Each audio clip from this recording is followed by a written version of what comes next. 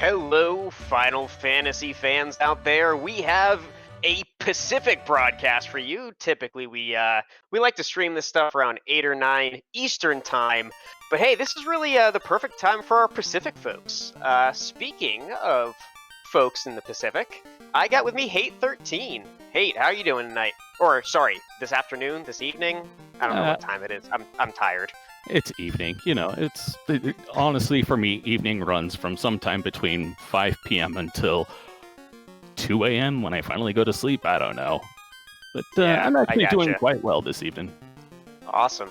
Hey, so what we have today is we have really the old versus the new. I mean, looking at the background of these two runners, we have ShoFukomachi, who we're going to refer to as Sho for most of this run, who actually participated in the very first Final Fantasy tournaments.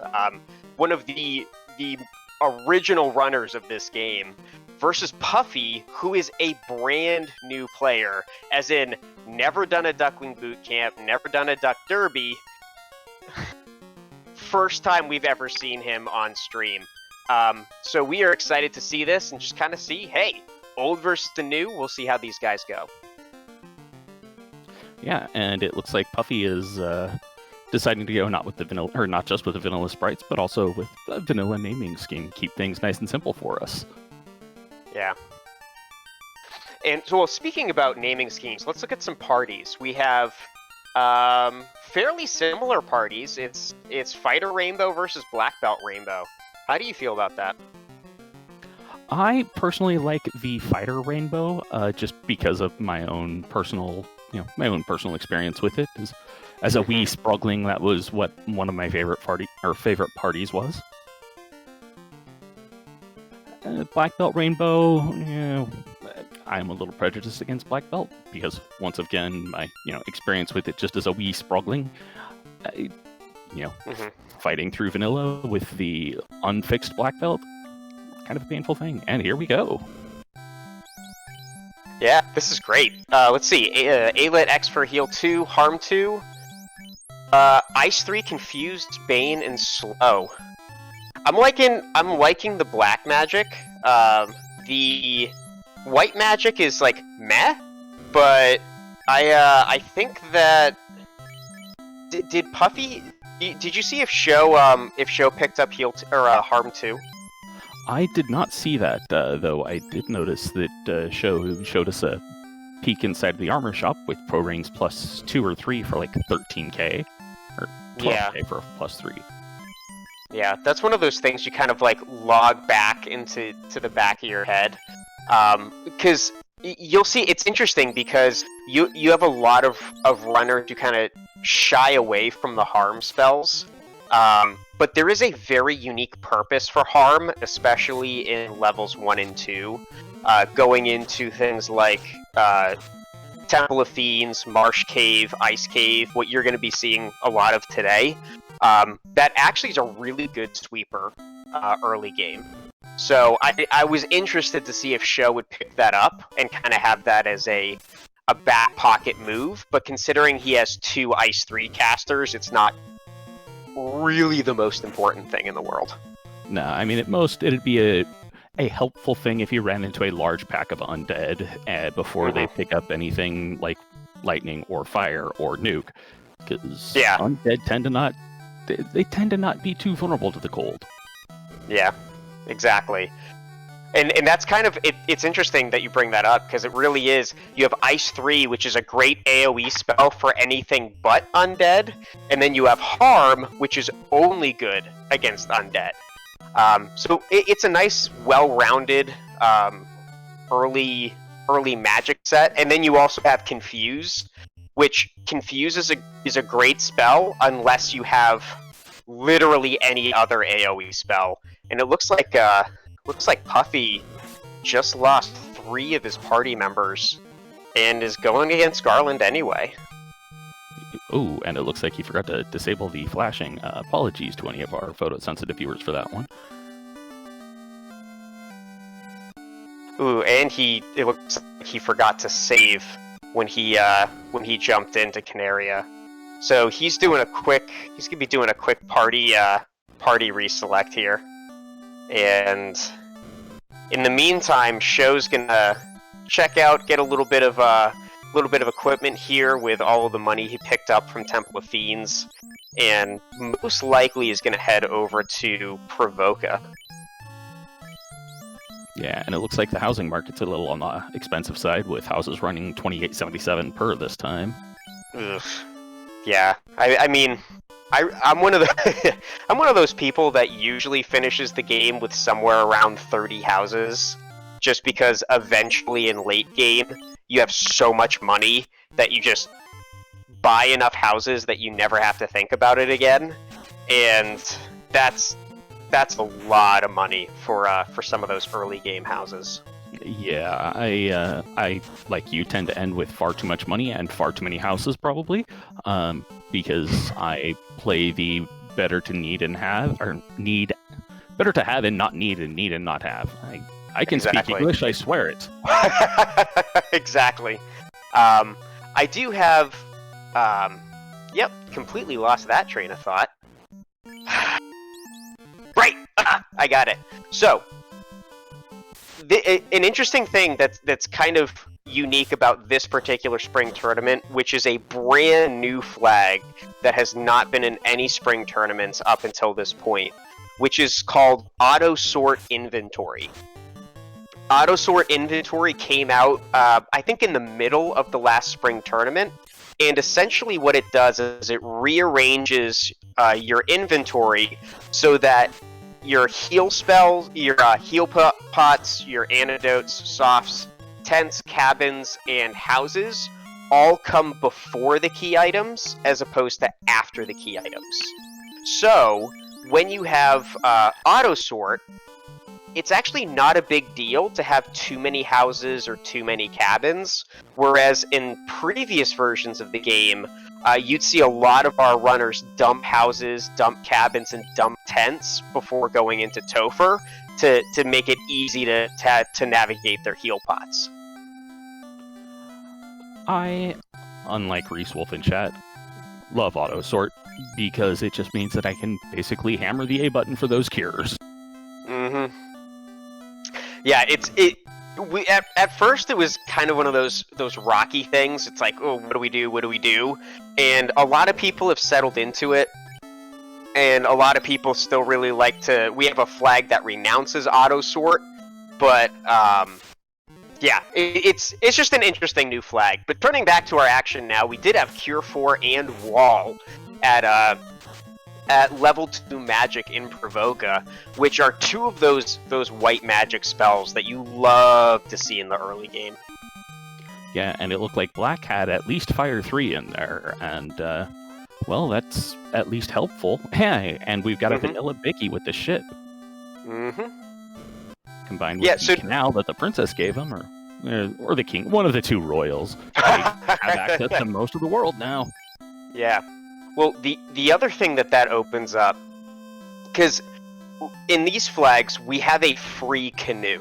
And the free canoe is really changing a lot of this beginning game strategy, because right now our runners have access to literally every location in the game except for Gaia and Lefane and Promotion.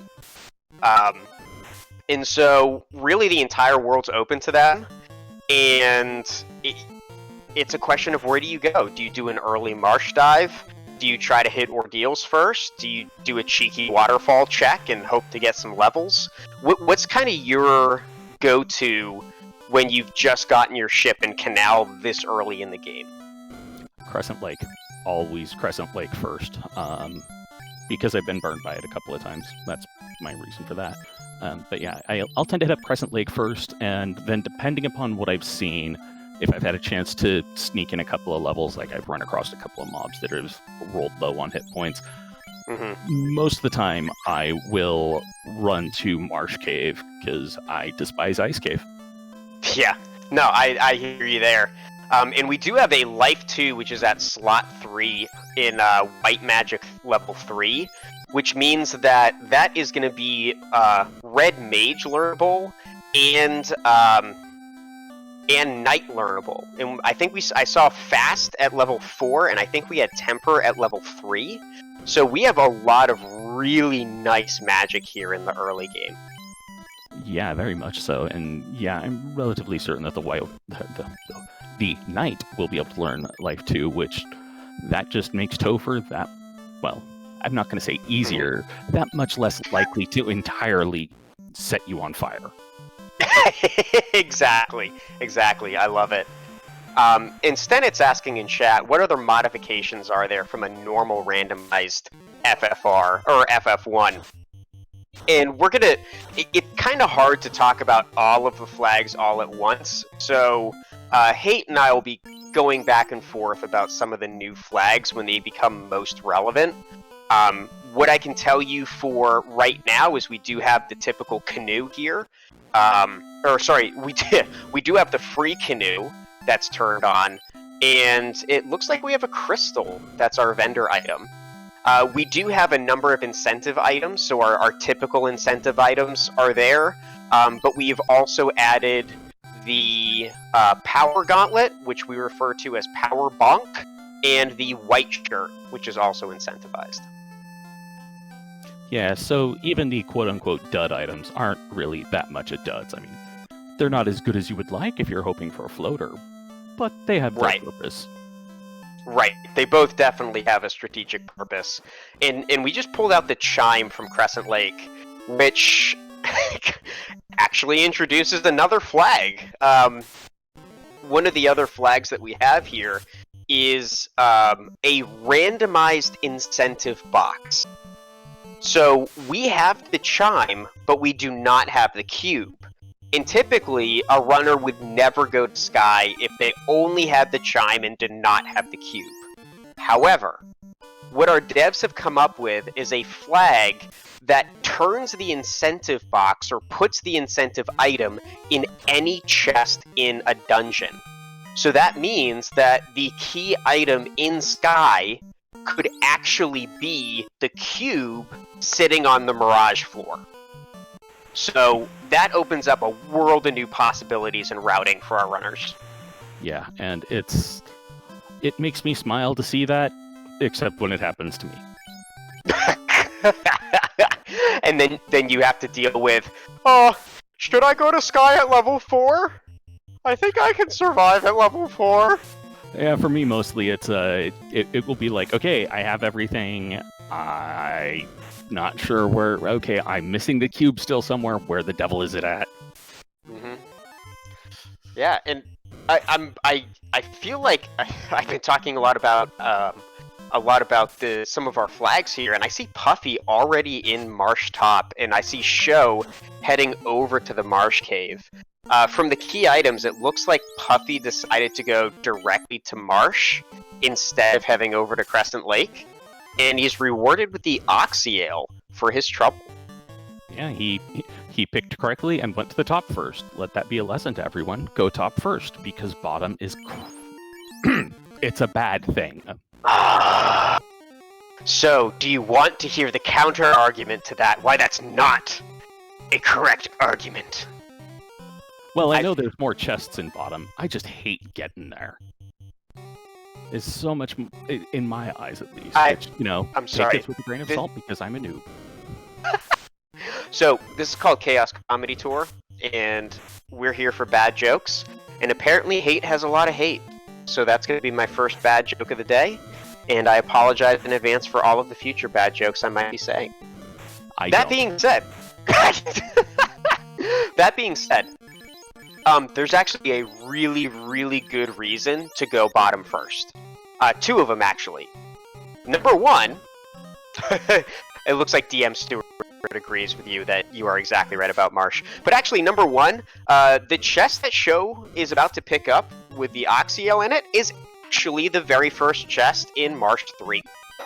So if you had gone down, you actually would have gotten the Oxyale faster.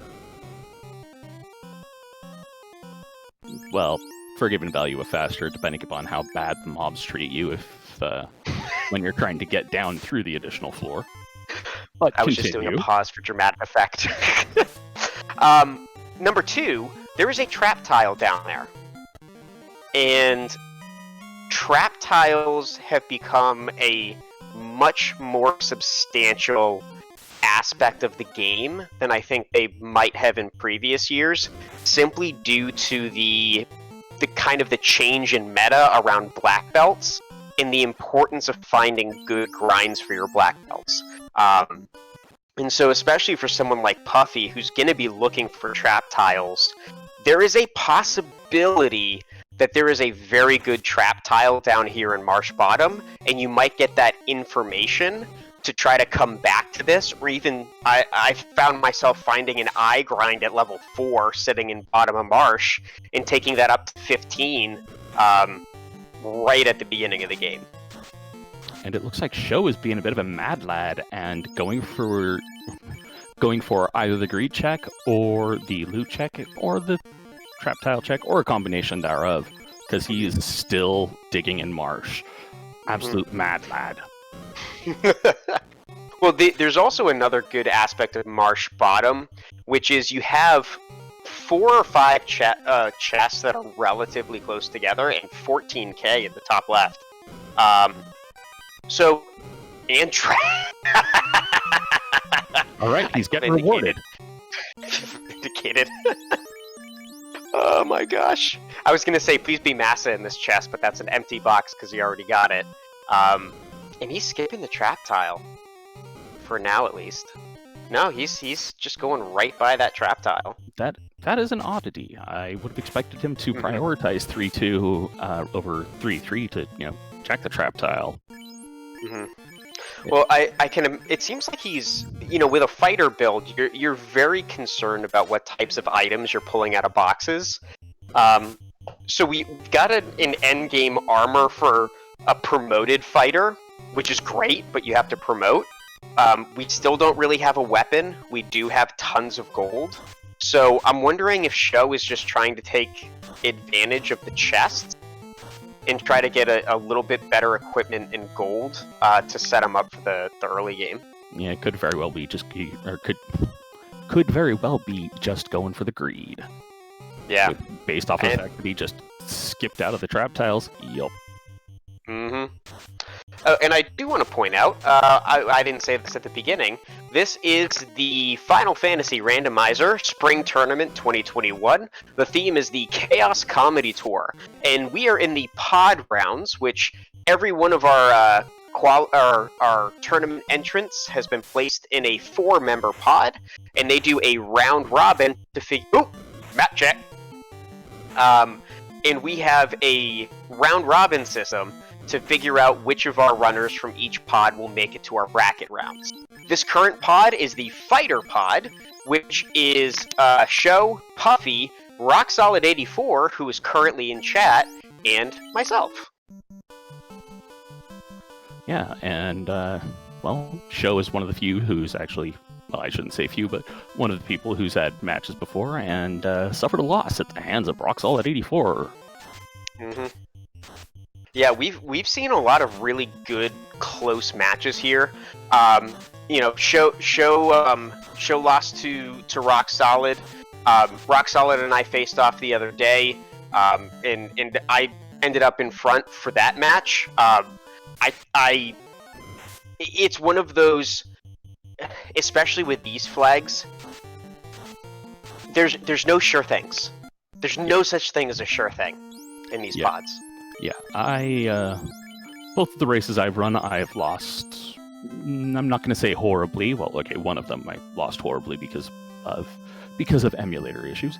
But I have seen so many races where one person had a really dominant lead going into Topher, and Topher did Topher things. I'm like, no. Yeah, and there are definitely very strong Tophers and very weak Tophers. And, this is a clear example of one of the things that we continue to talk about here this year, which is the fighter party versus the black belt party. And fighter. My personal perspective is that both of them are vital. Like, you have to know how to run both of them. But everyone can have a preference, and there's a lot of runners who do have great preferences. And that's totally fine. And I get excited about the fact that we have, especially in our brackets rounds, there's a forced draft.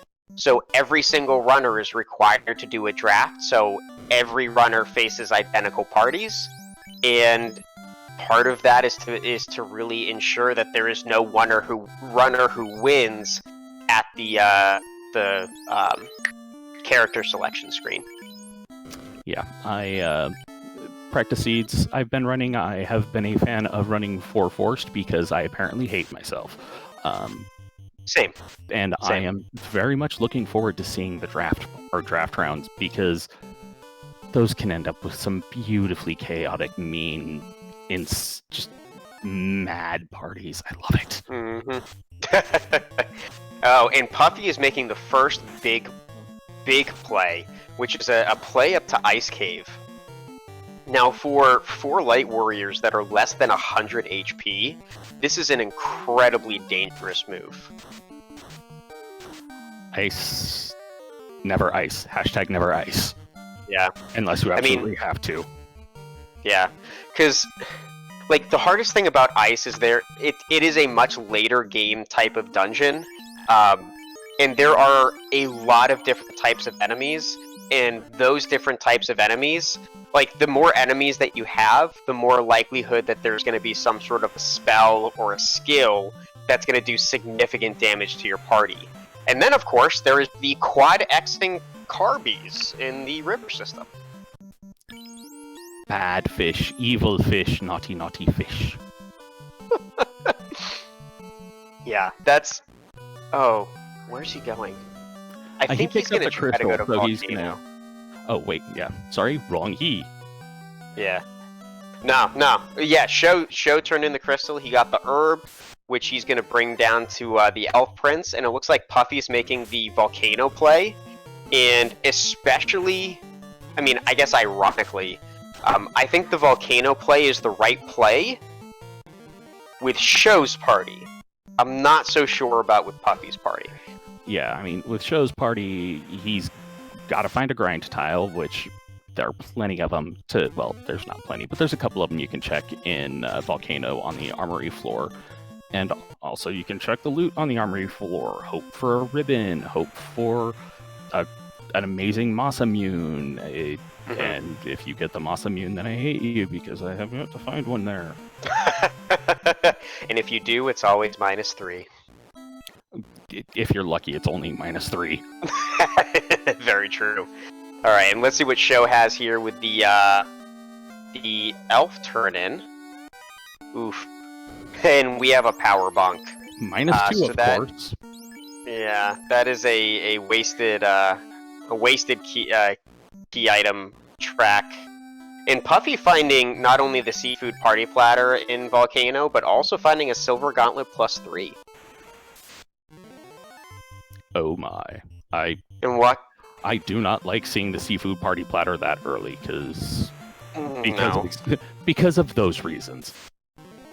I mean, I do think, though, like, the seafood party platter, you got Ice 3 with 2 different casters of it. You can make the risk play and just pray that they have low HP. It's not a very good play, but it's definitely one that you could make. But it looks like Puffy has decided to just brave the river system again, and I guess he's gonna save Scum up to ice and see what he can do with it. That is an entirely fair thing to do. Sho looking at going in and raiding the dwarves' closets, find some fire armor in there. Yeah, I really like the fire armor pickup, though I think out of just force of habit, unless I missed. Yeah, he did bring a ship. Out of force of habit, I think Sho just docked up in that northern dock, forgetting that he has a free canoe. So he could have just canoed down here a little bit closer to the dwarven docks. Yeah, I'm guessing force of habit, and he's already fought the river or the bridge boss, so he doesn't have to worry about that. Yeah. Ooh, we have and ruse at level 5.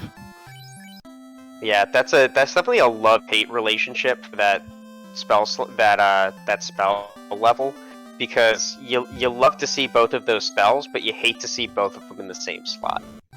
Yeah, I mean, if it were possible, I would prefer to pick up Fade and Ruse on the Red Mage, because I tend to, when I run Fighter Rainbow, I tend to use the Red Mage as a backup fighter just in case something goes horribly, horribly wrong. Mm-hmm. Yeah, and typically, you know, if you like, I can see Fade's a great spell for everything pre-Topher, and then Ruse is a great spell for Topher itself. So there is advantages and disadvantages to both, and we'll see if that ends up coming into play.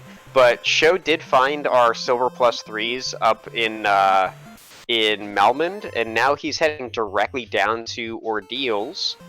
While Puffy, I think, is making the same play. Makes sense, you know, try and avoid double dipping the Onrak continent if you can, and oh, wait, they've already got the Oxyale. Never mind. Well, one of the things about the Ordeals play is you have some enemies that are a little bit easier to take down. For example, this Medusa pack, I'm kind of surprised I'm not seeing like, they are weakest to fire, but throw an Ice 3 out if they end up... Oh, they have Fire 3 as well. Throw a Fire 3 out, they can give you a couple thousand experience early game. That gives you just a couple extra spell casts. It gives you a little bit more HP. And you have things like Zombles that are also weak to fire. And again, here's where that Harm 2, Harm 3 comes in. Those are two very good White Mage spells that can also do some serious damage here in Ordeals. Yeah, I tend to look at the Zompols and the Medusas as big fat bags of XP and or loot, like most wild creatures in RPGs. And Puffy deciding to head over to Earth Cave instead, which is another good move. I mean, we often have people head over here to check the 3 trap tiles that are in this top floor here. There's 1 trap tile in each of these treasure rooms, and there are 2 trap tiles in what we call the Hall of Giants, which this entire, not this corner, but above, that entire C-shaped area is nothing but trap tiles. And we have Frost Wolves. That's actually not that bad, given that they've got the Fire 3. I mean, it could be better, but I've seen worse grind tiles. I've done worse grind tiles. Yeah, and one of the things you have to keep an eye... Like, whenever you're looking for grind tiles, there's this draw to try to find, like, oh, I need the Agama tile, or I need the Eye tile, right? But there are different tiles that are good for different levels. Like, a Frostwolf tile is a good tile to get to your low teens of levels. It's not going to be an endgame grind, but it's decent enough for those first couple levels. And then you can find kind of a mid-range grind halfway through, and then maybe you're lucky enough to stumble onto an endgame grind a little bit later on in the game. And it looks like the Bulls are carrying some... They're carrying some rags around and going up to people and saying, hey, does this rag smell like chloroform to you?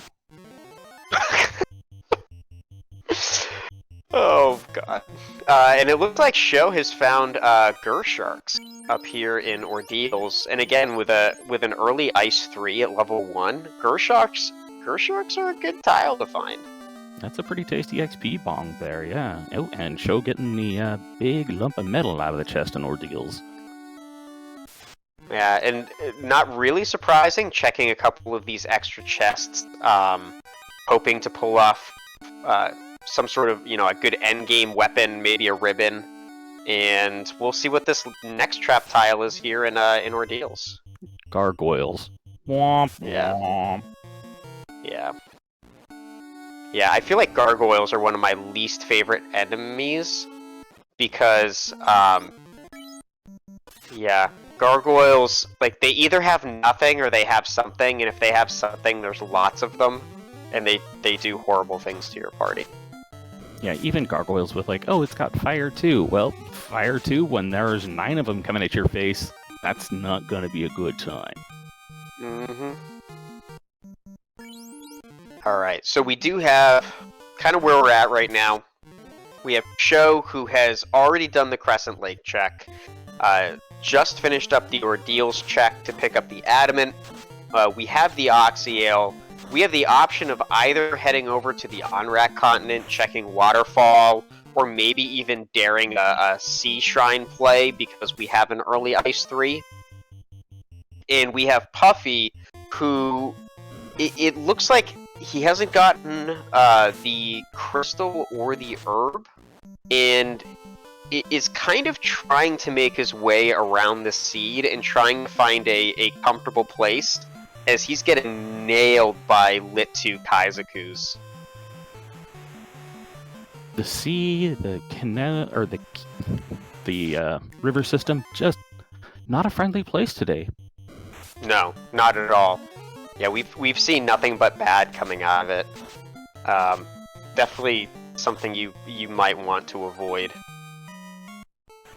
Ooh, and a cat claw -2 coming out of the weapon shop.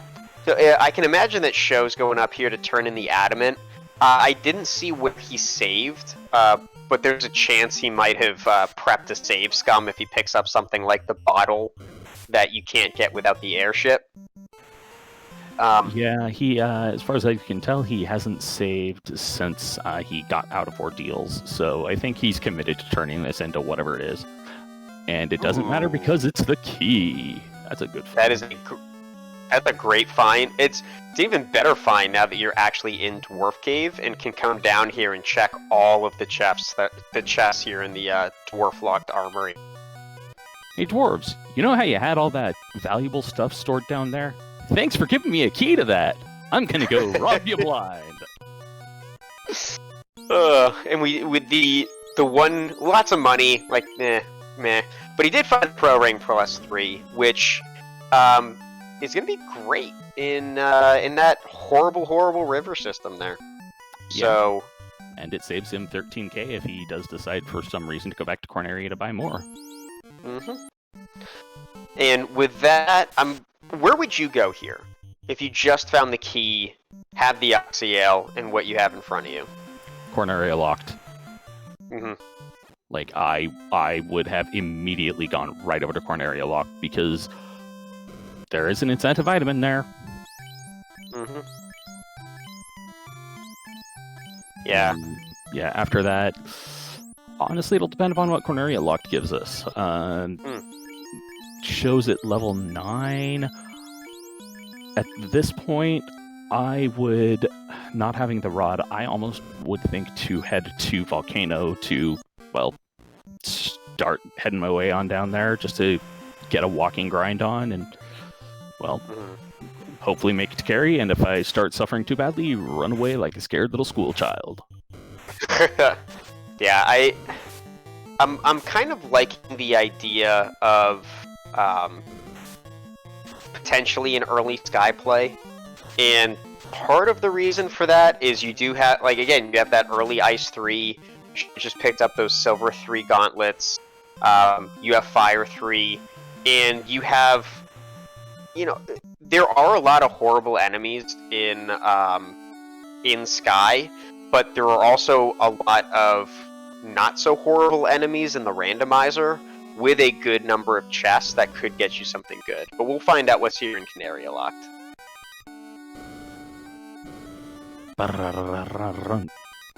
Survey says it's the tail. It's okay for Sho. It's gonna be a slap in the face for Puffy. Yeah, that's definitely not something that you'd want to find if you're Puffy.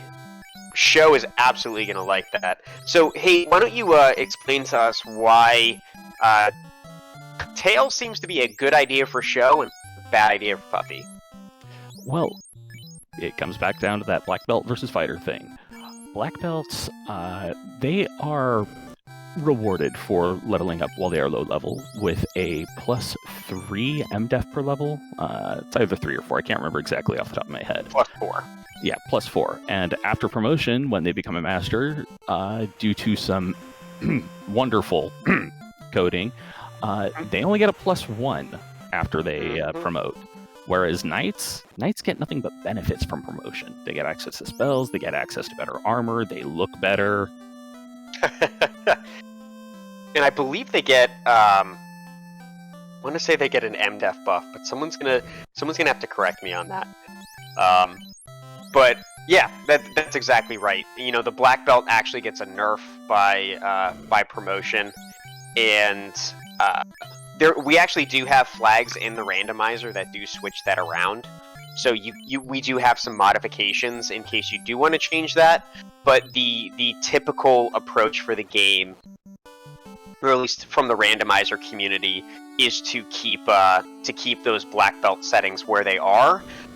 Partially because it causes you to think about whether or not you want to promote or not. And Sho found the Dragon +5 sword, which is absolutely a game-changing sword for him. That's a dragon murder stick. That's nothing less than that. And well, Puffy it's finding a red D grind tile potentially. Yeah, and that's like if Sho has to head to this particular location, I can see him sitting on that tile for a little bit, not just because he has the Dragon +5 sword, but mostly because he has the Dragon +5 sword. Yeah, he's got the Dragon +5 sword, and red dragons at this point are just tasty XP candy. Mm-hmm. Yeah, tasty XP. They give tons of gold. And the other thing, just to throw out about the Dragon +5 sword, is there are two, technically three, but two usable kind of mid-tier weapons that have a higher crit rate than a lot of the other weapons that are mid-tier, and the Dragon Sword is one of them. So getting the Dragon +5 sword not only has you with a higher crit rate than the average weapon, but it also increases the crit rate 7.5% above that. So it is one of the, I would say it's probably going to be one of the highest critting weapons in the game, besides your Vorpals, your Katanas, and your Masses. Yeah, I have definitely seen worse swords than a Dragon +5 run at endgame. Mm-hmm. And someone can correct me if I'm wrong. I think it's the Coral Sword is the other sword that has the higher crit rate. Yes, the Dragon +5 sword does absolutely give a additional. TPS doing math on Twitch. The Dragon +5 sword does give additional damage against dragons on the randomizer, and if I remember correctly, it actually does even more than that for these flags. But I'm going to confirm while Hate talks about something else. How about tacos? But no, these flags actually, I believe it's a 20% additional damage bonus for the weaknesses. So elemental weaknesses, type weaknesses, and pony weaknesses, because why not ponies? Yeah, the original game was supposed to have a +10 modifier if you're using a weapon that has that is strong against an enemy weakness, but because of coding, that did not actually make it to the American version before our devs got their hands on it, and we did buff that up to +20 for the spring tournament this year. So yeah, that Dragon hold on. That Dragon +5 sword is going to do some serious damage against any dragon type characters. It's going to be Tiamat's Bane. Oh, wait, no, that's just Bane. Oh god, this is fun. Thanks, folks. I'll be here all night. Oh, wait. Hopefully not. Tip your way first. So we did we end up finding out what Puffy? Ooh. Oh, that's a big find. That's two big finds. If only they brought a thief. By far one of my favorite characters in the game. But they just picked up, or Puffy just picked up a Katana +3, which, as I was talking about crit rate, has the highest crit rate in the game. And deals significant extra amount of damage, or has a higher damage than the Vorpal, and with that +3, it has even more crit rate and even more damage. And then you have the floater, which is, just the floater. Yeah, well, And yeah, the katana, of course, it rolls up because we have invisible ninjas in the party. So, if there's an invisible ninja, of course the katana rolls up. If you actually have a ninja, you're getting a katana -4 at best. Yeah. Yeah, exactly. And Petetron in chat, give me a correction of the original, supposed to be +4 damage and +10 hit versus weaker mobs. I will admit that I do not know I will submit that I do not know the actual coding for the original game. I just remember that our default is +10, but then again, we do weapon fixes and changes. So yes, that sounds more accurate than what I had said earlier. So thank you for the correction. Math is hard. Let's go shopping. Alright, so Sho has finally made his way to Ice Cave. Puffy was just here a couple minutes ago, but it looks like the big advantage that Sho has over Puffy is exploration. Sho has already cleared out ordeals, has already gained a number of additional key items over Puffy, though Puffy is going to be the first runner that is up in the air, just about the 39-minute mark. And hopefully his stream didn't freeze, because he's kind of just hovering there on the item menu, teasing us. Do it! Press the button! Do it! And our wonderful restreamer, MathGirl718, letting us know that he had to apparently step away for something. Yeah. So, while Puffy is AFK, Sho has found the red D tile, decides to nope out of it, and is going to start checking out some of these extra locations here. Finding that Ice -1, Silver -2, which are definitely good pickups, considering he doesn't have a shield or a helmet currently equipped to his fighter. Shields, helmets, bah! A true fighter just uses the thick hair and the thick skull and the massive blunt force trauma they suffer. And Fire Staff Blaze, which is good. Thematically appropriate, at least. Yeah. You know what? I gotta hand it to you. Usually I end up with, like, Blizzard fires, and that always confuses me. Gotta love it when the Wilders start tossing out, Fire 2, Lightning 2, Blaze. Alrighty, we have Puffy is making his way back to Provoca. I don't remember exactly what was in there. Oh, gold -1s. Look at that. That is a nice little. That's a nice little pickup. Compared to the silver +3s. Still a decent upgrade. It's a little bit happier. And it looks like he opted not to do the gold -1. I'm wondering if he was coming back here to pick up healing gear. Yeah, I really like the decision to pick up the extra heal pots and picking potentially some houses. And we did have Sho take a wipe on some waters. Waters are an incredibly hard-hitting enemy, often having a lot of evade, but that also comes with a ton of experience. Yeah, it's not just that they are individually full of XP, which they are, but it's also that they will come in swarms. Mm-hmm.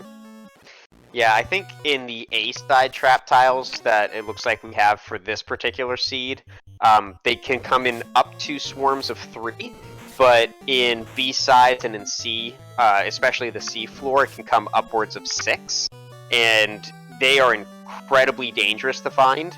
And oftentimes you'll just hope that they roll low stats for HP or low stats for their damage output, because they are a fantastic grind if you can survive. Yep, and Puffy taking advantage of the floater and going and picking up a big fat dudge. Sarda just goes, "Oh yeah, I've got this old shirt laying about. Here you go."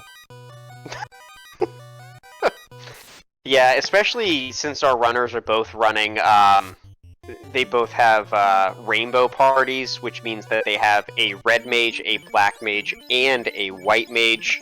Um, the white shirt is not really as applicable as it could be in other seeds.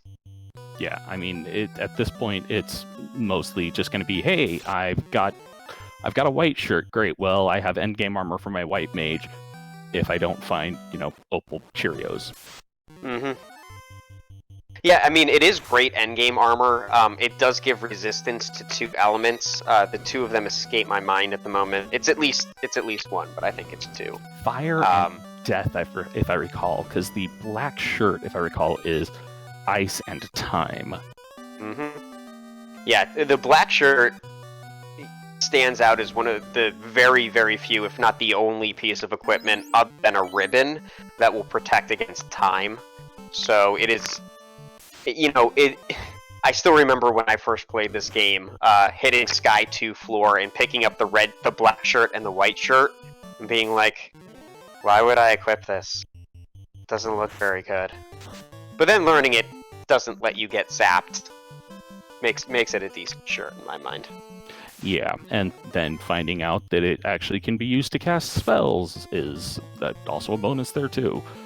That was... That was a grand discovery when I was a kid. That and item magic. I had no idea what item magic was when I was first playing this game. So, and it looks like, as Petetron had pointed out again in chat, we had a French vanilla floater, just kind of one step before. And we have Puffy in his floater already, heading off to Lefane to do his slab turn-in, while Sho makes his way down south to pick up his floater. And I can imagine that Sho is going to head almost immediately down to promote as soon as he picks up his floater. I will be surprised if he lands that thing anywhere else except for the Cardia Isles first off. He's doing a quick start at Beck. I like that. Yeah, it does make sense. I've forgotten about Sarda again because old man. I forget him. I forget me. 2 old men forgetting each other. Yeah, Sarda's definitely, especially having a 45-minute floater. So that's a good 10-15 minutes after Puffy got it.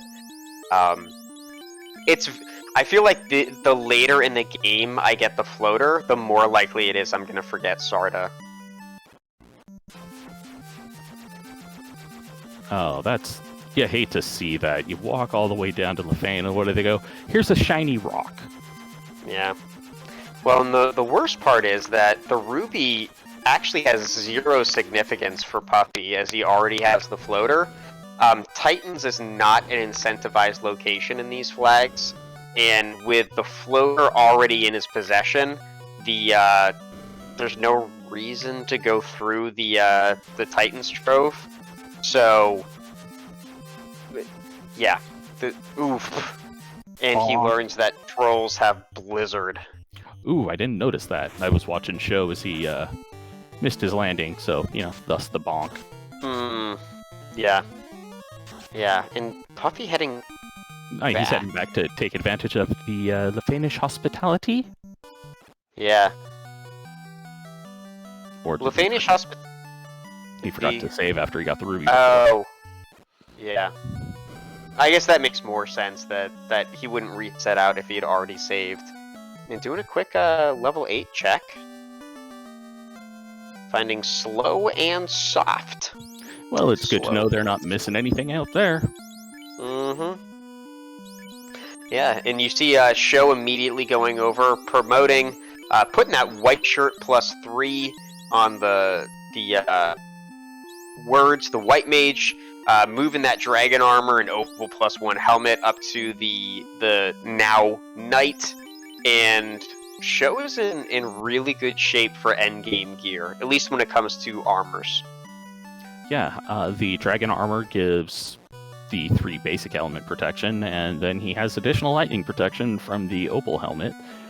If he finds the Aegis shield, that'll give him poison protection. It's not quite the protection of a ruby or emerald, not rock, Ribbon.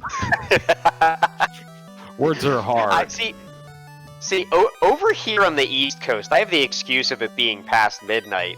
I mean, come on, man. Yeah, I figured you'd have a little bit more energy. Well, you know, it's not the energy, it's the brain meats. It's the, you know what? Yeah, I've got a memory like a steel trap. Things go in, get mangled, and don't come out. And Puffy finding really nothing but disappointment in Titan's Trove, and I think he needs to do ordeals. I think he's at the place where he needs to. I think he has ordeals, Mirage, and C. Yeah, that's what he can do at this point, and yeah, I mean, we know progression at least will come from ordeals because that'll let him get some movement on the other things, like the adamant and the key, and yeah, then it's time to keep hunting for that cube so he can actually get through Sky. Mm-hmm. Which, in the back of my head, I'm going, let's see the cube in Mirage. Let's see the cube in Mirage. Mm-hmm. Yeah, I'm getting more, I kind of lean more and more towards the early Sky play, especially when you have, like, Exit or Warp that's coming early. It's a nice quick check. With good magic, you can gain some quick levels. You get some of the desert checks that are out in front. There's so many things that you can get from there.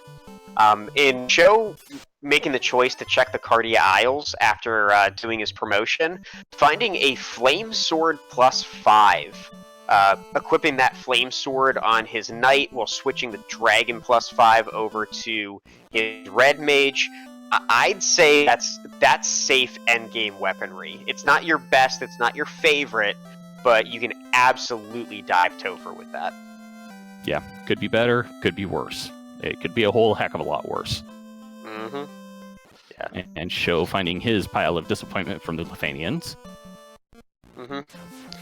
Oh, okay. I was wondering. I was like, why didn't he reset out of that? I figured he would. And typically, Titans has been an incentive location in a lot of previous tournaments. Not for this year, so I can imagine it kind of hit him that Titans was not incentivized, so that ribbon really wasn't necessary for this run. Yeah, takes a couple of steps out going, wait, I don't care about this rock, and just throws it away. Mm-hmm. And Puffy's back in Volcano. Sho is heading off to... Oof. Oh, God. Oh, that's my. Just... I mean... Whew. Come on, like... Puffy. Toss the X-Cal. Show dominance over the sea. Toss the X-Cal. I mean, there's two... I feel like there's two types of disappointment. There's disappointment in not finding anything. And then there's the disappointment of finding things that could be great, but are actually piles of trash. And I feel like in Puffy's case, it's not like if I was Sho and I just checked that armory, it would be nothing but sadness left, right, and center. Yeah, though I don't think he's got anything better than the Sun -5 that he could toss on the Red Mage right now. Yeah. I mean, granted, the Sun Sword is a fantastic sword. Sun -5 is going to be greater than most of the other swords in the game. However, it still hurts me in my no-no place. Yeah, that's a lot of lost damage. That's a lot of lost crit. That's a lot of lost hit percent on a weapon.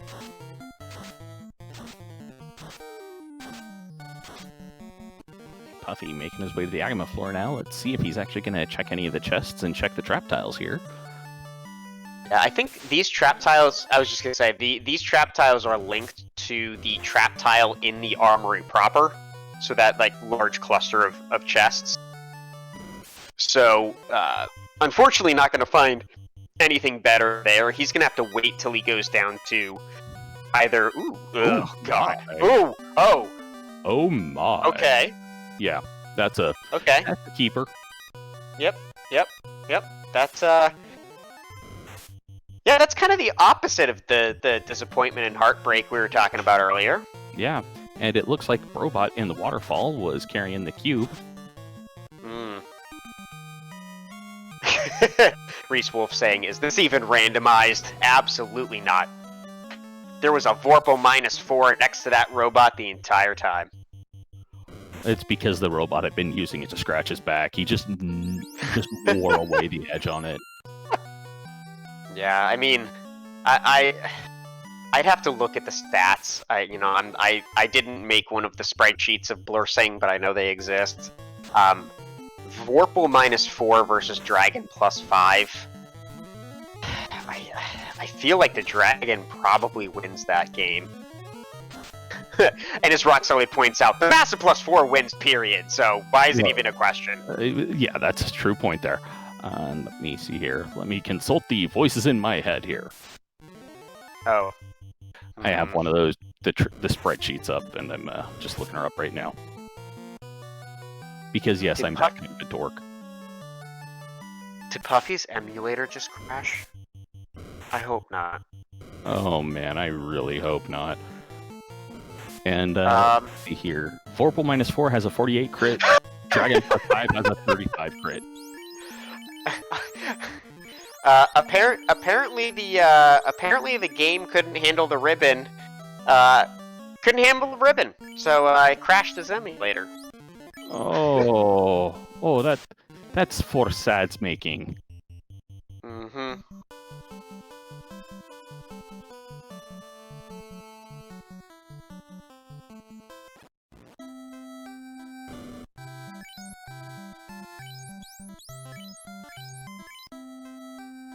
Alrighty, and we're getting that new dive coming back.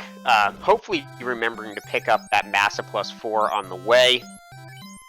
And Sho picking up Exit and Invis 2 in the White Mage level 7. And Nuke and Sleep 2 coming in Black Magic level 8. That's an expensive place to see Nuke.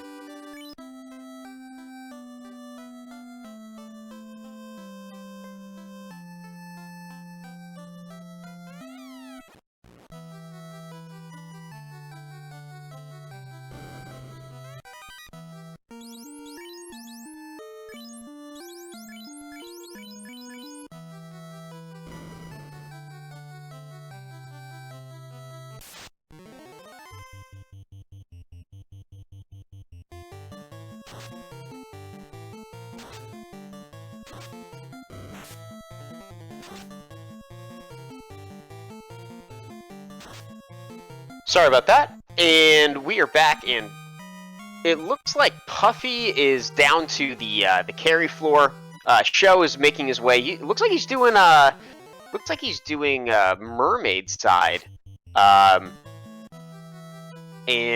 is going to check all of these trap tiles first. We do have Sea Shrine as one of our incentive locations for today. But again, we do have the randomized incentive item, which means that that incentive item could be in any box anywhere on this floor. So you could find that not only in one of these random boxes around the floor, you could find it in Mermaids, you could find it next to Kraken, you could find it on Sharknado, or you can find it in the infamous TFC box. In that friendly chest. Yeah. Have you been bit by the TFC chest before? Not whilst I was doing a race, but in a practice seat. Yup. Oh yeah. See, I haven't had the pleasure yet, so we'll have to. Yeah, I'm hoping that doesn't happen. But I know eventually you run enough seeds, you're going to run into it at some point. Luckily, Sho had the key, so he wasn't going to have to worry about a double dip. But it is one of those interesting things that comes up with this kind of a new flag here. Yeah, and it can be a mite frustrating when you're looking around going, where the devil is I? Did I not check? Why haven't I not found the thing yet? Mm-hmm.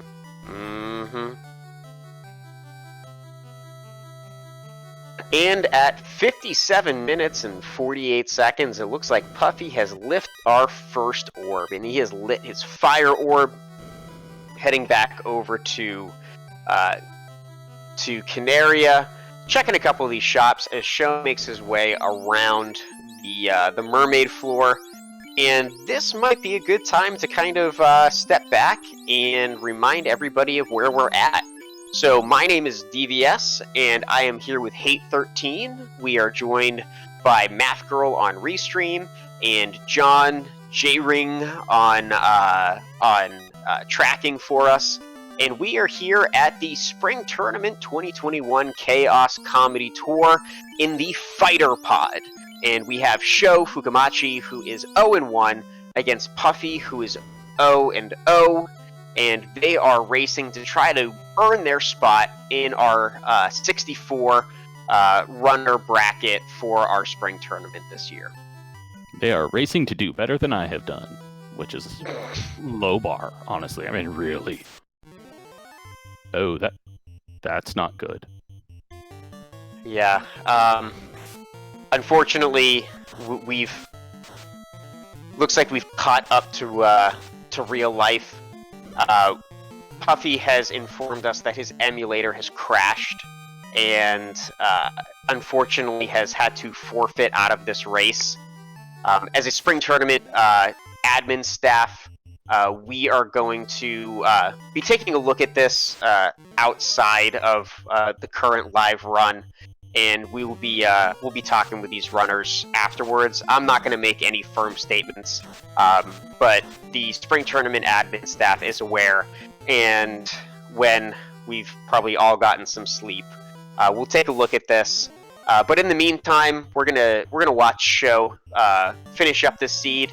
Definitely needs to finish up in case this is gonna be the end of this seed. That's not what I meant to say. I'm just rambling on my words. Sho's definitely gonna finish up this seed, and we want to make sure that you guys get to experience one of the longest the longest running runners in Final Fantasy Randomizer. Yeah, as I am a relatively new one, when I saw how long Sho had been running for, my jaw hit the floor. Yeah. And it goes to, this might be a good opportunity to bring up what we in the randomizer community refer to as our duckling program. And by duckling program, it's in no way a belittling term of any way, shape, or form. It is a term of endearment that we have for brand new runners to the game, and this is unique to. I've been in a number of different randomizer communities. There might be other ones out there that have this kind of program, but Final Fantasy's the first one I've ever experienced that has it. It is a new player training program. It is a program dedicated to training new players to play the game, or to learn from the best runners in the game. And all of our best runners teach the ins and outs of the entire game, really essentially training new people how to beat them in this game. It's a fantastic program.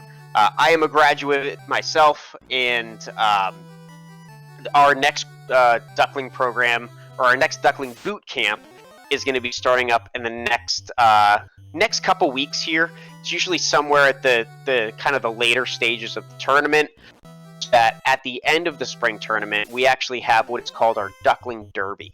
And that is a tournament specifically dedicated to brand new runners. We actually have rules in this tournament that you are not allowed to participate if you are good.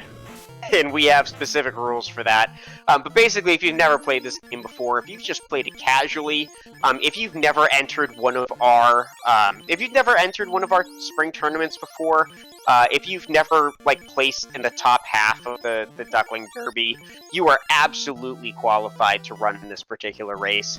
It is an amazing, amazing program. I love to be a part of it, and I'm excited every time a new Duckling Derby comes around. I am looking forward to it because I would like to stop, how should I put this politely, sucking out loud. Oh man, that's funny. Yeah, it's cool. It's fun. I like it. And we have a number of great runners who are participating in this tournament that just come out of the Duckling program. And it looks like Sho has found a Blue D, and we'll see what he wants to do with it. I'm going to wager something involving a lot of violence.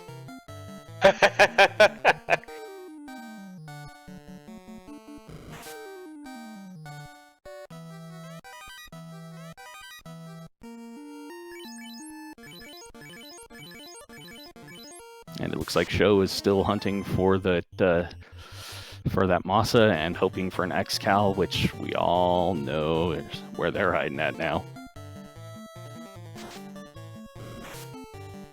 So it's just going to have to wait for him patiently in the volcano until he gets there, and honestly probably just walks right by them. Yeah, I mean, I think with the kinds of endgame weaponry that we've seen that he's picked up, that Flame +5 sword and the Dragon +5 sword, I mean, absolutely that Masa is going to be a much better pickup. But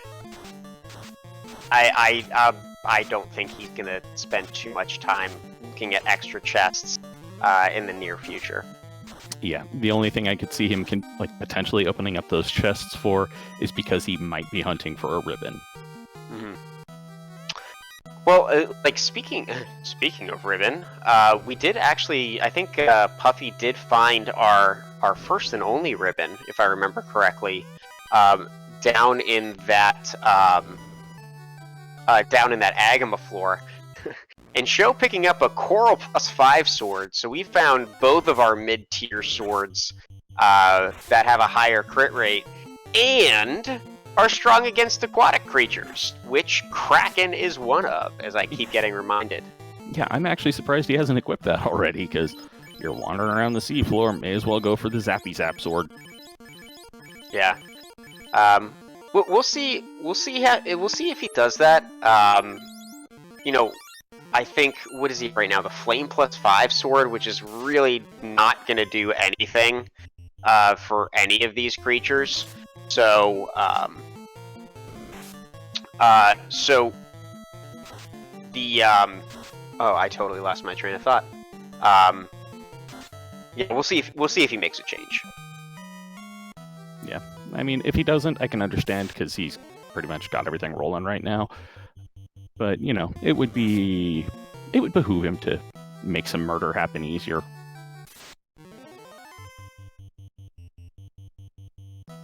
Running into those dangerous waters on his way to the Kraken.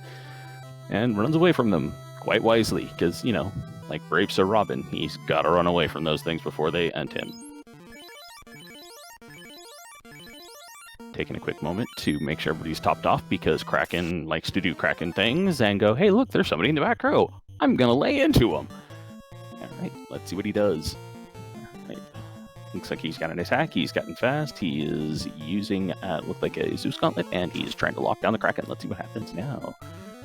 Oh, no, I'm sorry. He was using the Power Bonk, not attacking. And he was using the white shirt, because I apparently just wasn't paying attention properly. Kraken busts out with a Thunder. Oof. Rocking the team, bringing them most down to double digits. 6 hits for 230. Trying to get that temper off. Didn't quite get the turn order for it. Healing up, hoping to live. And of course, temper goes off last, because Randomizer gonna rando.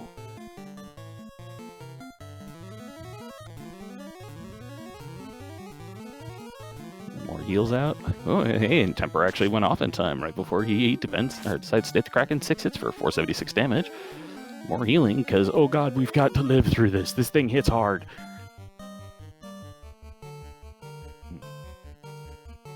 More tempers, and looks like more white shirt, because you can never be dodgy enough against Kraken.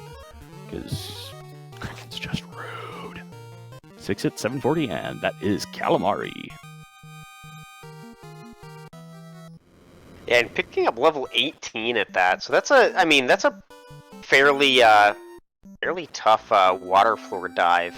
And at an hour, like really just under the hour and 8-minute mark, just around the 8-minute mark, picking up his first orb.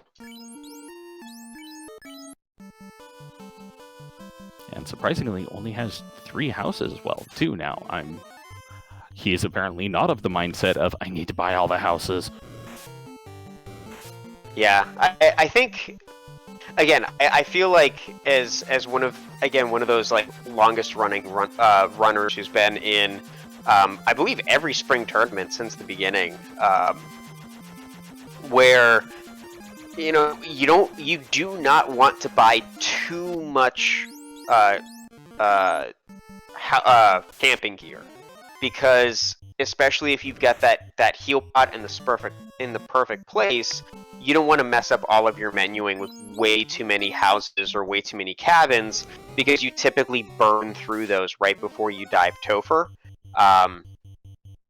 And typically runners like to manage that specifically going through. As Cheeseinator points out in chat, you only really need one house per orb, and then one more as you get through the final clear. So having more than that really isn't necessary, as long as you've planned out where you plan to use them. What's this planning thing you're speaking of?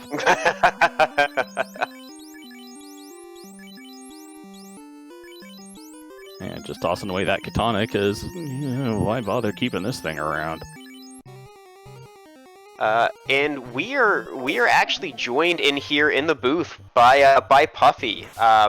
Hey, GG's Puffy. I'm sorry that run ended so abruptly for you. Oh, you know what? Yeah, thanks. Yeah, there were a couple of snags I hit, but no, I'm glad to be a part of it. I had a good time in this race. Yeah, I want to see what that looks like head to head, because even out the gate, I had a quick death and then a quick rename, and yeah, and so I'd like to see, what a version of that run would look like, where you're not doing crazy shit to try to catch up. You know what I mean? So yeah, I want to see that head-to-head stream and see where he's at on that. Yeah. I think you guys both ran into some trouble. Just as a quick reminder, we are a family-friendly stream here. So just keep an eye a little bit on the language. But yeah, what did you think going through the beginning of this seed? Was it something that was like particularly difficult, or was it something that you've kind of seen in practices or other seeds? No, so it's all different. I play a lot of Randomizer, but I don't play on this kind of rule set at all. So there's a lot of things I was overthinking, a lot of things I was factoring in that I normally don't even think about. Like the equipment, what do you call it, malices and bonuses, the plus and minus, I never have that. I never change enemy stats, so that's like a new thing I've noticed. And then I've never played with resets. I always play Iron Man, where if that's your one run, there's no resets. If your team dies, you lost. And so I was having to adapt to, a bunch of different rule changes, and so that was throwing me off. So the seed seemed pretty fair. Yeah, but I've never shuffled enemy status attacks. You know what I mean? I've never had. I've never worried about imps stunning me. So that was new for me. Yeah, and you're probably not used to Karib's quad Xing you in the river system too, right? No, that was ridiculous. But I like it. I like not knowing what to expect. So Yeah, I always keep all the enemies just the same because if you're playing Iron Man, you have to know if you're going up against an enemy formation that's going to kill you or you could possibly beat it. I always want those 100%. So I've never modified them, but it's interesting. Puts a nice spin on it. And then the resetting is really strange. There's a strange optimization you can do with saving and resetting to avoid enemy encounters, and this was the first time I've tried any of that. So I had to make a lot of adaptations, but the biggest thing, I got to get that computer plugged in. So I must have taken care of 100 things today. I was at court. I was trying to work out this divorce. I thought this got handled years ago, but I checked into it and it's still tied up in paperwork. So I had to go to court. I'm going through mounds of paperwork. I got to come home. I gotta critique 5 essays for my kinesiology class. So I read these 5 essays. I critique them. I post them up on the board. I got to do my dishes because I think I might have company. I thought I might have people come over to watch this run with me, this stream, right? But I was informed that most of the way you guys have the rules set up, I can't have people with me, right? I can't have people talking. I can't have any communication. Is that how the default situation is set up? Yeah. So first of all, I'm sorry you've had such a hard day. I think you know what? I think it goes without saying. That's rough. I took care of it. I took care of all these things. So it would have been a hard day if I would have ran into a bunch of roadblocks. But no, I was pounding out those grown man chores. You know what I mean? So thank you for the concern. But it was a productive day. But at the end of the day, I forgot to plug in the second laptop. And so if I took care of 95% of what I needed to do today, and the only thing I dropped the ball on was plugging in the second laptop, I'm okay with that. I liked the strategy I played. I liked. I was trying to skip those stores, skip those couple of chests. I was trying to play ballsy because I knew he was ahead. Because I had to create a whole new team from the start. So I was trying just to run in, get some key items. But what's his run look like? Where's he at? I haven't seen his stream at all. Yeah, so 2 things. First of all, if you look at the Discord on the left, you'll see next to MathGirl718, there's a little red live. And if you hover over her, you'll actually have a little button that can say watch, and you can actually be watching the stream with Hate and I, so that you can see it as we see it and we comment on it. But he's currently got 1 orb lit. He's lit his water orb, sitting on Sky 2. And I believe he's found his TNT, and then he's picked up a defense -1, and he has picked up 1 ribbon in Sky. Yeah. Still looks like he's searching for that elusive Masamune, which you'd picked up shortly before your laptop decided to give up the ghost, unfortunately. Oh yeah, I felt real secure having. Was it +4 Masamune +4? Yeah, that is. I was trying to focus on. I got 3 magic users. I got some good spells. I don't really need to worry about equipment, and that's why I didn't pick a fighter or a thief because I'm not used to the +5, +2, and in the middle of a run, I don't want to have to equate. Like, all right, well, what's a chain armor +5 compared to a silver armor -3? You know what I mean? I just want to throw that out the window. Let me get rid of the fighter. So I never run. Well, to tell you the truth, I run a lot of different teams. We normally roll dice. We'll roll a D20. We'll determine teams like that. So I'm used to running some silly teams, but I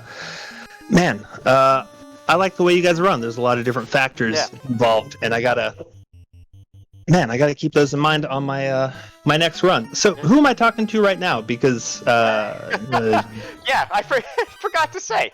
Yo, this is I am DVS. DVS, how you doing? I'm good, and in Hate, go ahead. Yeah, and I am Hate the 13th, or just Hate is what I normally go by. Okay, great. Well, nice to meet you guys. Yeah, I'm Puffy. Yeah. I'm one of the hosts of the Interesting TV show. It's great to be on Yeah. This is a show, right? Am I on your show right now? Yeah.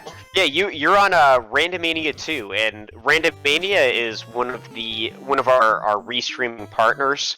And Randomania is essentially a Twitch channel, a Twitch network for randomizers. They do a lot of Final Fantasy, so Final Fantasy 1, Final Fantasy 6, Final Fantasy 4, and a number of other randomizers all broadcast here. Yeah, So. And just as one thing I was going to mention to you as well, Puffy, I don't know if this is something which is integrated into the rule set, the flag set that you normally play, but the developers have coded it in so that you can hit select in the shop menus when you're hovering over a piece of equipment to actually see what the stats are on it. Yeah, I noticed that in one of the recent updates. Super useful, but it's just a new kind of micromanagement that I'm not used to. To look at that and say, okay, well, the overall attack power is 28. So I've never even, there's always that option, the bug fix for the weapon critical rates, right? Like you can play with the classical crit rates or the updated. I've never modified them. I do a rando run it's got a lot of vanilla flags. You know what I mean? Mm-hmm. But I'll do floor randomizer where every floor is randomized. I'm drawing out maps. I go deep on this, but there's certain flags I've messed with 0 times. And tonight, all right, now I got a bunch of those flags on. But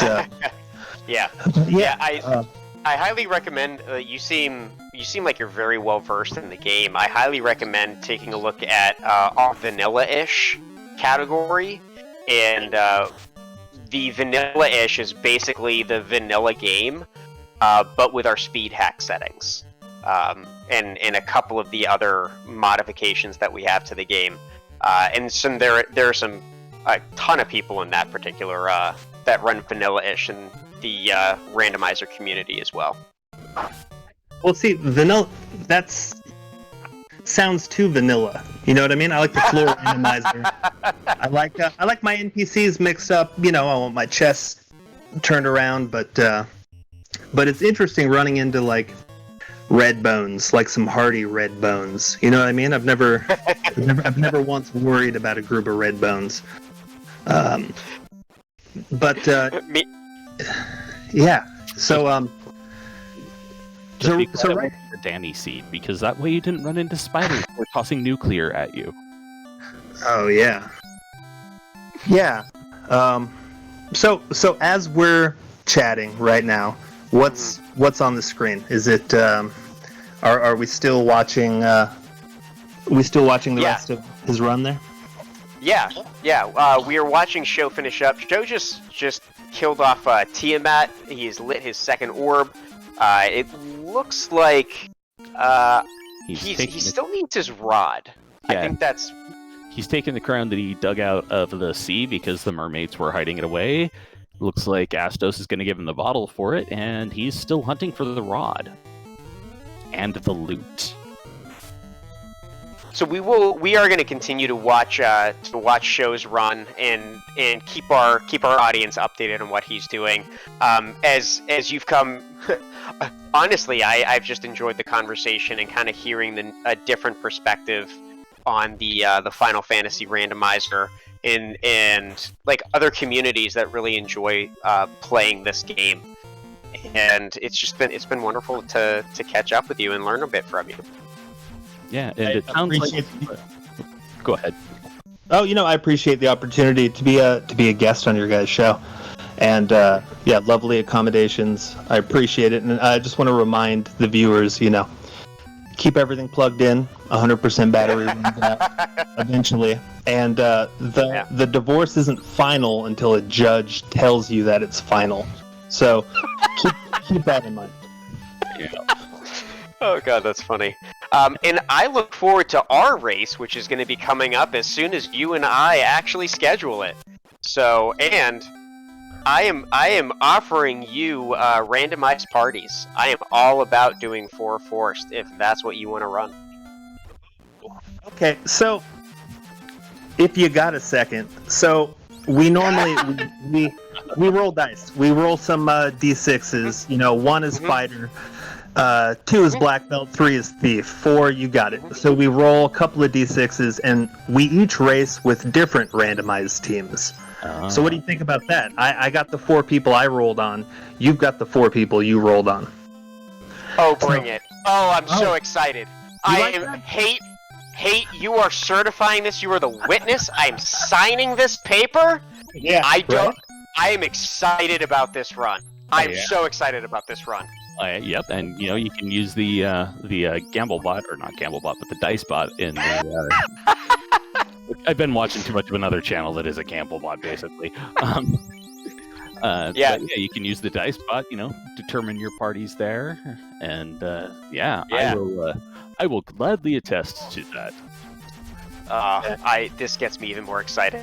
I do want to do some justice to Sho as well, and just make sure that we're turning our attention back to him as he is pulling up his second orb, going to pick up some magic after having gotten a couple levels and picked up some extra spells for his knight. Puffy, you are more than welcome to jump in or stick around with us if you'd like. But like I said, I do kind of want to turn our attention there. Yeah, go ahead.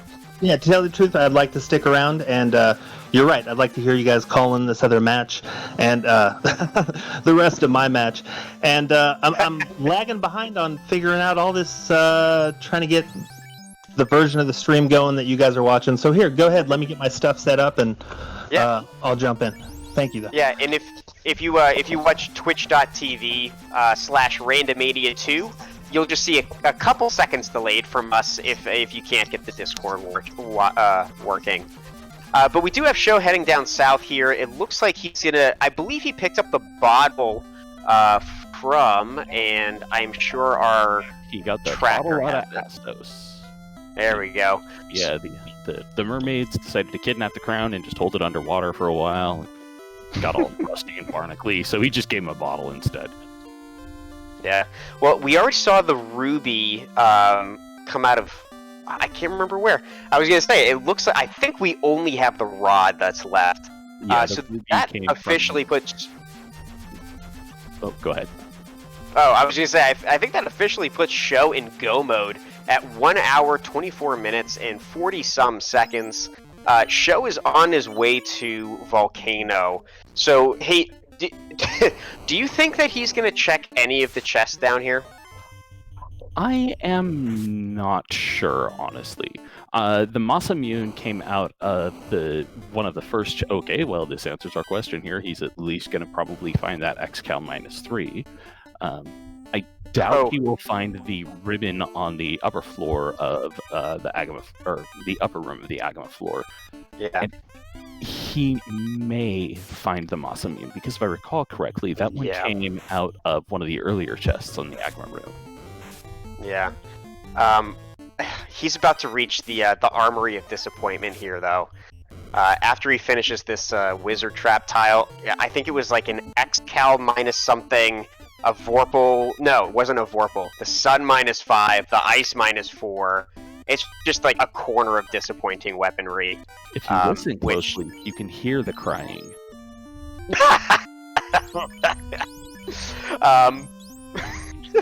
And it looks like he may have equipped something. It looks like he's checking some of his stats. Honestly, I guess he is going to try to open a couple. I want to say the Massa came out. It's either the Massa or the ribbon came out of that first chest in the armory room, or the armory floor. Yeah, the Massa came up pretty quickly out of the Agama floor, so I think he'll probably get that. I don't think he will get the ribbon, though. Yeah, because I think he picked up 2 different ribbons in Sky. I think he got one on Sky. Was it one on Sky 3 and one on Sky greater than, less than, maybe? Yeah, one in I think it was greater than, less than. On Sky 3. Yeah.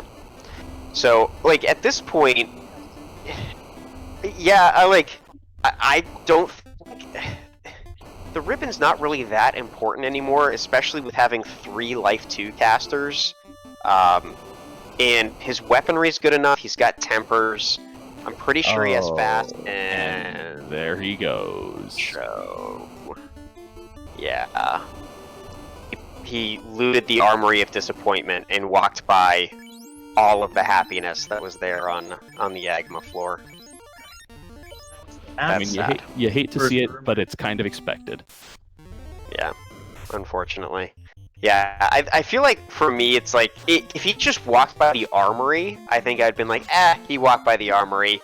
That's not really surprising. Bunch of houses. But, yeah. That's all. I think, yeah. You know what? I don't think we ever actually talked about the blurses for these classes, because I'm pretty sure that white mage is swinging the dragon +5. Yeah, it is. We actually didn't make a note of what the blursings were yet, I believe. You know, I never made note of that either. Yeah, I think we got I want to say the white mage had thief or fighter swords, and Burt Reynolds joining us right now. Yo, Burt. Asking him what happened, and unfortunately, Puffy's computer crashed mid-race. And so we got Puffy here in the booth with me. I'm DVS. I've got Hate with me, also Puffy. Sho lighting his third orb, on his way over to Earth Cave, and we're just chatting as we watch Sho finish up the seed. Yep, we're gonna see how much of a speed bump he turns Lich into, because really, it's Lich.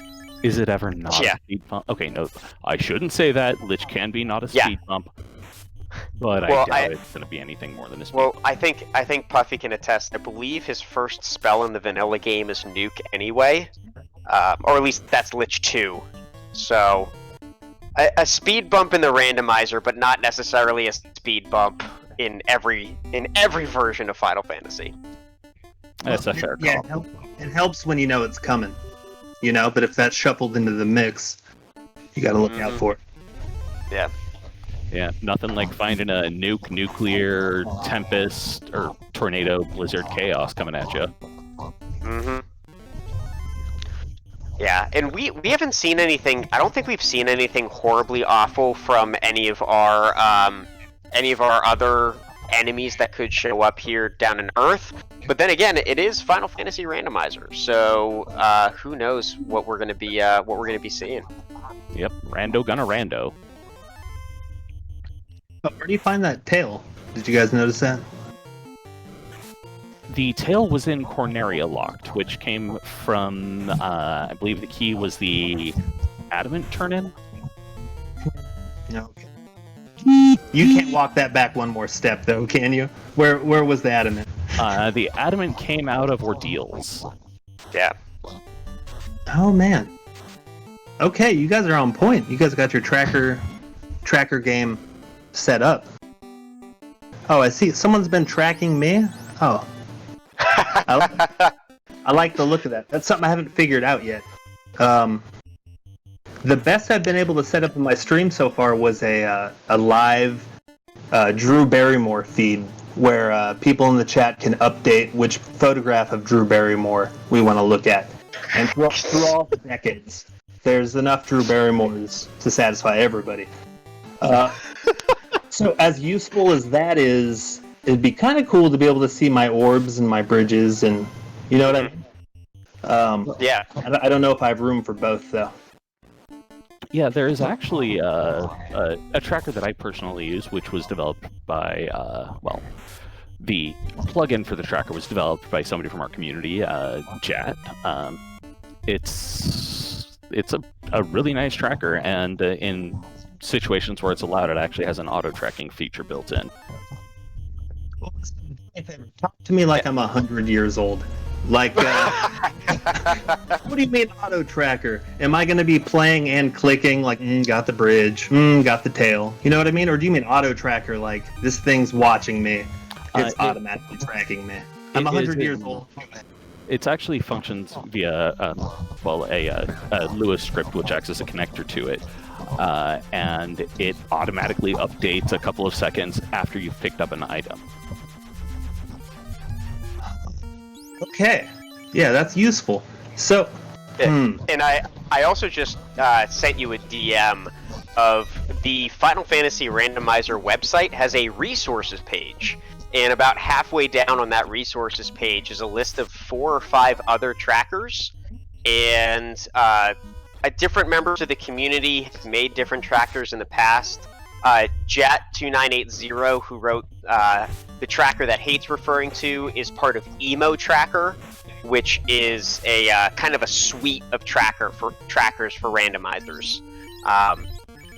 But yeah, if you want to take a look. And I'm not sure if I don't remember if I said it, but at 1 hour 32 minutes or so, we do have Sho here in Topher. And Hate, how do you feel about Sho's chances coming down here in Topher?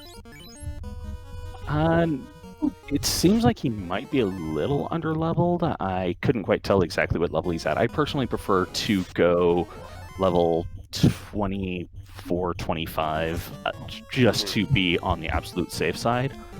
But I mean, that being said, Life 2 rolled pretty early, so that he's got that floating around on 3 different people. Yeah, I feel like, like you said, he's got the Life 2 on the Knight, the Red Mage, and hopefully the Knight, the Red Mage, and the White Mage.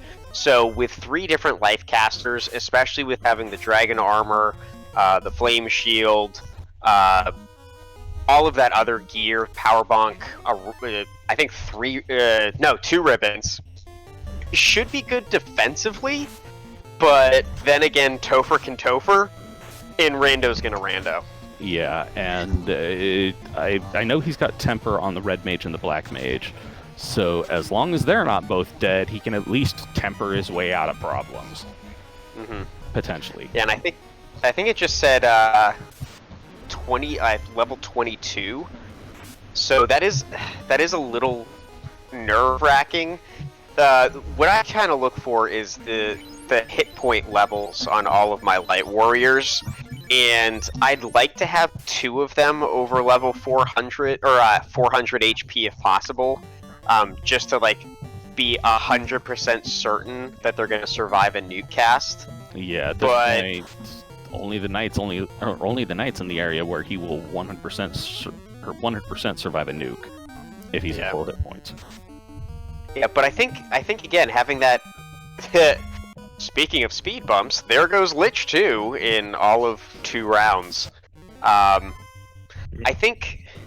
don't know. I feel like you can have a little bit more freedom to take risks in this Topher because of all of the life cast that you have. Like, you obviously can't just kind of go free. But, I mean, there's potential for Kraken 2, especially, but also even this Carry 2, to put out some devastating damage if you're not quick with your defense sword and your white shirts. So it's good to see Sho throwing out the defense sword and the white short early. Carry responding with a tornado that happens to land pretty low on each of Sho's Light Warriors. Got the early fast, thinking about some magic, deciding to just wait off. Doing a swing, throwing another white sword out, and tempering on the fighter. Hopefully putting Carry down before she has a chance to do too many more spells or throw out too many more hits. And that's 700 damage coming out of that fighter with a Thunder in response. And we have... Carry is hitting a bit harder than normal today, it seems. And then she tries to rub out the Red Mage too because, he's hurt. I want to make him suffer. And with 900 damage, there goes Carry 2. Man, that was kind of a mean for a Carry. Yeah, I mean, again, the way that we have the settings for this, I believe it's I want to say is it 50 to 200% for stats and 100 to 150 for HP. And Stone Poison Nagas. Stoning 2 of Sho's Light Warriors. Probably going to be the 2 that don't have the ribbons. And hopefully Sho's able to make it. And then Trance coming out too. Yeah, no, that's... I would have reset out of that too. That just nope.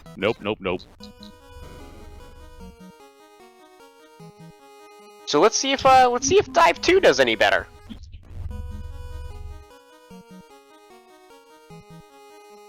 It seems like he did a soft reset because he got a bit further before running into the bad end this time.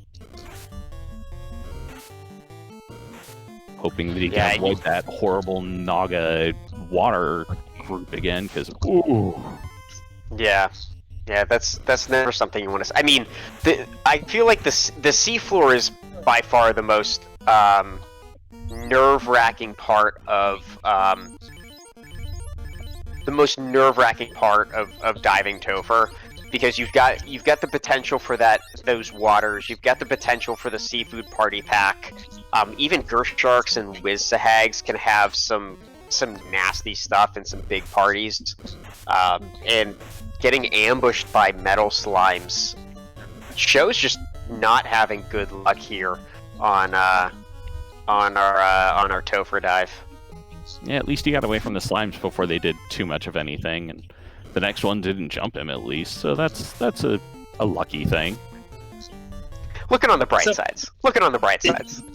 If you guys could indulge me for a second, so if you would do the play-by-play for this, like you guys were baseball announcers on the radio, you know, because to tell you the truth, I'm knee deep in a game of Pac-Man right now.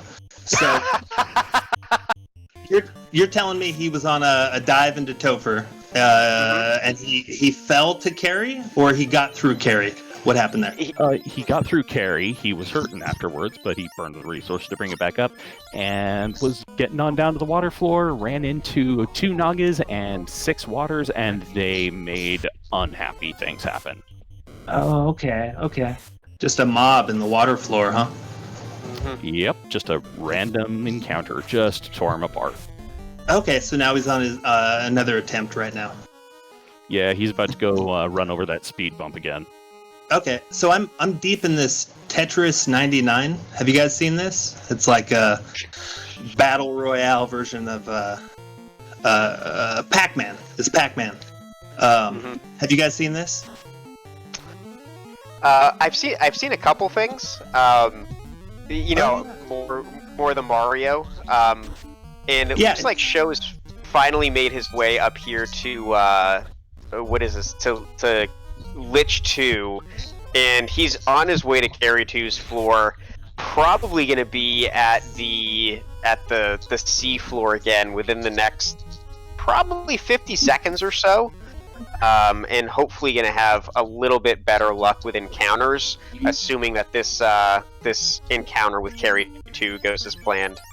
Yeah, and hopefully it won't be as much pain as last time. I mean, he knows what to expect, so we'll see if he is able to counteract it, though both the tornado and thunder, not really much you can do to counteract. Oh, okay, that's a better start already. Carry going for a rub as opposed to the skills, so that's bonus.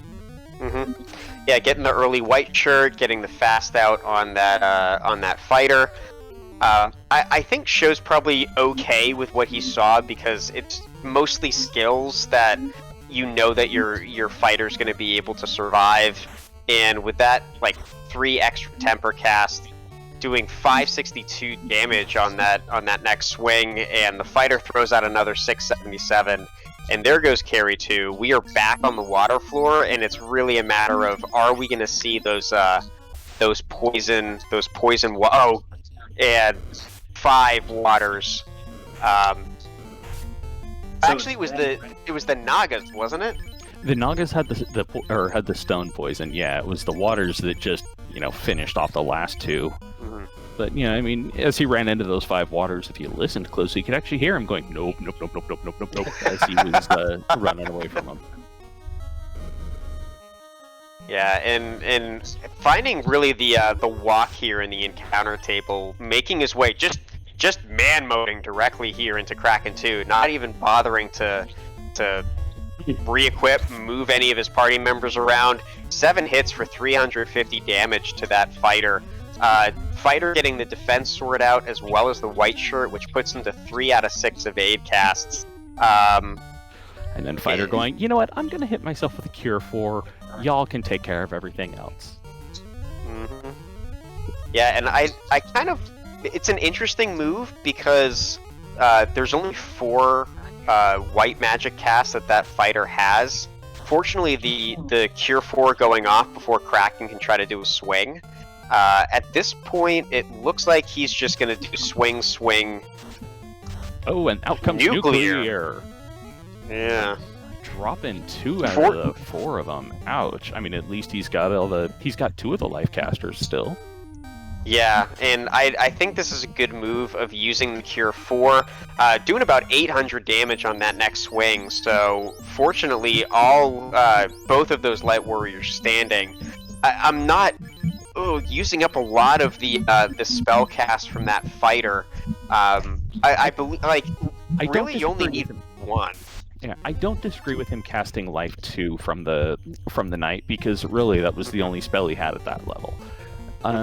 The Cure 4, well, I mean, I can understand why doing that, because it's a whole hell of a lot easier than just hitting A over and over and over and over. Oh my goodness. And Tiamat with a nuke. Yeah, that's a near max roll nuke there, and deciding to go with Defense Sword on the Knight and throwing out Cure 4 on the Red Mage. Tiamat countering with a Fire 2 that probably would have taken out that Red Mage if he didn't use the Cure 4. I like this move of Cure 4ing the Knight. 8 hits for 492 damage. Tia 2 takes out the Red Mage. Tia throws the Ink out. Sho putting out the defense. Trying to get to max evade to make sure that Tia isn't going to punch out that Fighter. The Ribbon absorbing a lot of that damage from the Ice 2. Another 8 hits for 440, 8 hits for 470. And Sho has made his way through Tia 2.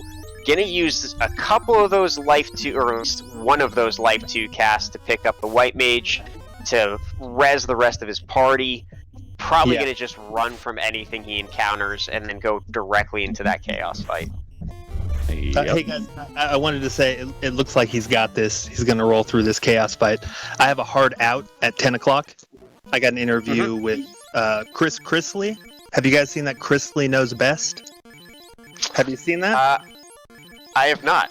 Oh, okay. Oh, it's great. This guy's a million laughs. So I got to connect with him, but I appreciate being on the show, and I'll set up something with you next week. I think a week from today I should be able to roll some dice and play one of these out. Awesome. So thanks for having me. And Sho, good luck with the run. Yep. I think he's got this. All right. So look forward to it. Thank you. Thanks, guys. Drink lots of water and watch out for snakes. Okay. And with that, we have Sho pulling up Chaos with fast temper, defense, and Chaos punching that Fighter for 300 something damage. Sticking with those evasive casts, throwing the Cure 4 out, throwing some tempers out. There's the white shirt, and we're gonna see. What are you thinking, Sho? Well, I'm sorry, thinking 8. My bad. No, I'm thinking what he's thinking is let's just get this Fighter tempered up to levels that are obscene, and see if we can't one-shot this Chaos. And if not, well, then a 2-shot. Because this is. Oh wow, only 396 out of those 4 hits. Wow. Temper hasn't gone off in time. Yeah, I mean, the Chaos can still be ugly. Even if you have high level Light Warriors with great weaponry, Chaos can still have massive amounts of absorb, can be very evasive. It looks like Chaos isn't extremely evasive, so I like the decision to go with Fade and Nuke cast just to kind of do a little bit of extra damage. But we're probably already towards vanilla HP, and 5 hits, 789. Yeah, it shouldn't take too long. Yeah, Chaos has taken about 2,400 points of damage at this point. He's not going to be long for this world. This is this Fighter is going to make him into a pile of nothing very soon. So there's the nuke coming out from the Black Mage for 161. Chaos misses. 6 hits for 716. Chaos is terminated. And with an official race time GG time of 1 hour, 46 minutes, and 48 seconds, ShoFukomachi has come on top. Let's get those GGs in chat. And yeah, we are now currently joined here in the booth by our on-stream winner, Sho, GG Sho. Oh, thank you very much. Yeah, very well played. Man, those waters. Yeah, we were definitely holding our breath going down into that seafloor, and when those waters popped up with, yeah, we were holding our breath for you. Yeah, they hit me pretty hard. Yeah, that was a really good luck, or really a really good streak of luck you hit there on that long walk down to Kraken. Yeah. Yeah. So how did you feel about this seed? I felt the magic was kind of terrible. Usually, like, Invis 2 rolls a little earlier, but eh. And the bonuses weren't super great, but, you know, definitely manageable. Yeah, we noticed that the white mage was swinging fighter swords, but we didn't see any of the other bonuses. Do you happen to remember what they were, mayhaps? I think, let's see, fighter had, like, some bonus luck. Let's see, black mage had a black shirt, allegedly. If you can find it, right? Yeah. And then, let's see here. Thief was... Well, I don't remember. Yeah, thief doesn't matter. It wasn't in the seed. Yeah. And then I think, black belt had thief luck. That's what it was. Yeah. So with that, I mean, I guess the big question, with your parties, you decided to go fighter rainbow, and your opponent Puffy went black belt rainbow. Are you pretty set in fighter rainbow, or do you like to change it up depending on the seed and the blur scene? It'll depend on the seed and the blur scene. I mean, I rolled a seed, practice seed where the black belt had plus 40 strength, so I ran with the black belt. Yep. Oh my. So, I mean, I normally like to play black belts, but for the most part, like, these flags kind of, to me, cater towards the fighter. So I'll usually run fighter rainbow unless, you know, we do something silly, which I'm totally all about. I know, I think, was it Czar last week did 3 fighters and a thief or something? That's pretty crazy. But yeah, I'm totally open for anything.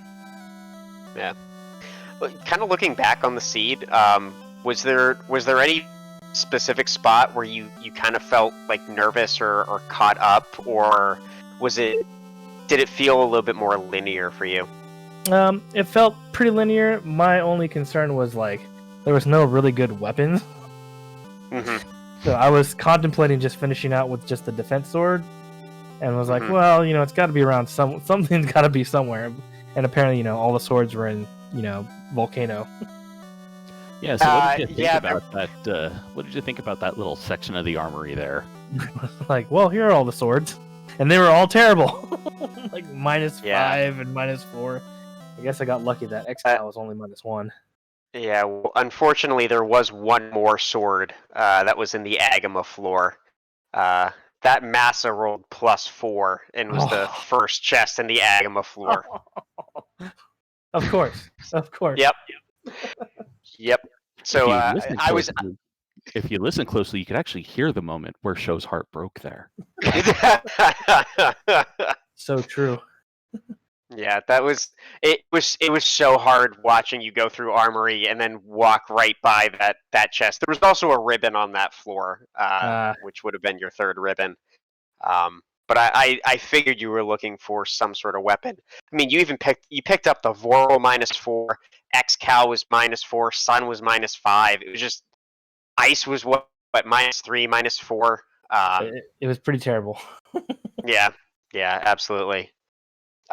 So any thoughts? I mean, you've got. I think I'm your only opponent that's left. I guess I would ask you any thoughts going into facing me, but that's kind of a weird thing to say.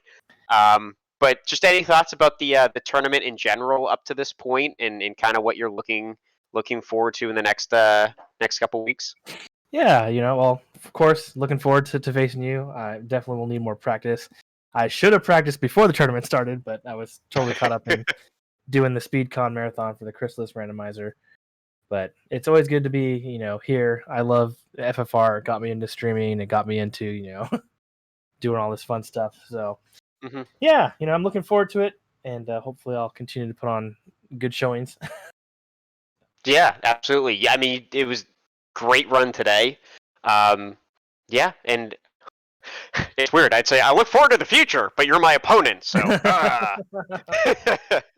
I, on the other hand, because I have no skin in the race between you two, I am very much looking forward to that.